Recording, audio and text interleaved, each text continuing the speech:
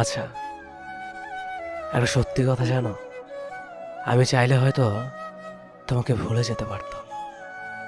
কষ্ট হতো অনেক, কিন্তু পারতাম। কিন্তু আমি না কখনো সেটা চেষ্টাও করিনি। কারণ কি জানো, মাঝে মাঝে তোমার সাথে কাটানো দিনের কথা ভাবলে হাসতেও ভালো লাগে, আবার মাঝে মাঝে সেগুলো ভেবে কাঁদতেও ভালো লাগে। আরে সেটা আবার কেমন ভালোবাসা, যেখানে সামান্য কষ্টের কারণে একজন আরেকজনকে ভুলিয়ে দেয়।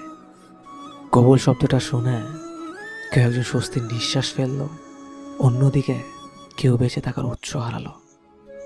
বিয়ের মোনাজাতে শত শত হাতের মধ্যে দুই হাত তারও উঠেছে খোদার দরবারে। চোখে অশ্রু নিয়ে তারও চাওয়া ছিল যেন ভালো থাকে তার ভালোবাসার মানুষ অন্য কারো ভালোবাসায়।